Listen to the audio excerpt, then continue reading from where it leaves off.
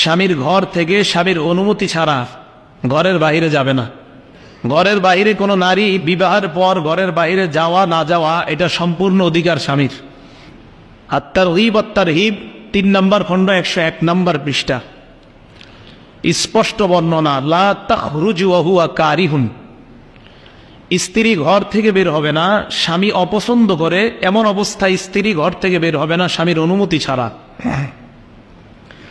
শেখুল ইসলাম ইবনে তাইমিয়া রহমতুল্লাহ আলাই ওনার কিতাব মাজমুউল ফাতাওয়া ৩২ নম্বর খণ্ড ২৮১ নম্বর পৃষ্ঠায় লিখেন, লা ইয়াহিল্লু লিজ-যাওজাতি আন তাখরুজা মিন বাইতিহা ইল্লা বিইজনিহি আই ইল্লা বিইজনি যাওজিহা। কোন স্ত্রীর জন্য বৈধ নয় তার স্বামীর অনুমতি ছাড়া ঘরের বাহিরে যাওয়া। এরপর ইবনে তাইমিয়া ভয়ঙ্কর কথা লিখছেন, ওয়াইজা খারাজাত মিন গায়রি আমরি, স্বামীর অনুমতি ছাড়া যদি কোনো স্ত্রী বাহিরে যায়, কানাত নাশিজাতান ওয়া আসিয়াতান লিল্লাহি ওয়া রাসূলিহি ওয়া মুস্তাহিক্কাতান লিল উকুবাহ। এই নারী অবাধ্য বলে বিবেচিত হবে, আল্লাহ আর তার রাসূলের নাফরমান বলে সাব্যস্ত হবে।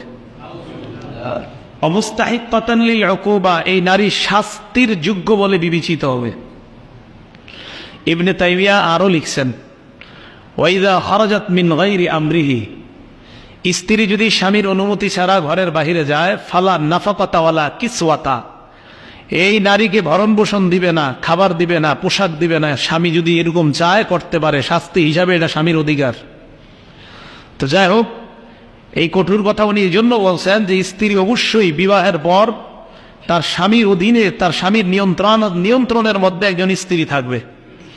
বাহিরে যেতে হলে স্বামীর অনুমতির প্রয়োজন আছে। কথা কি বুঝে আসছে সবার? তাহলে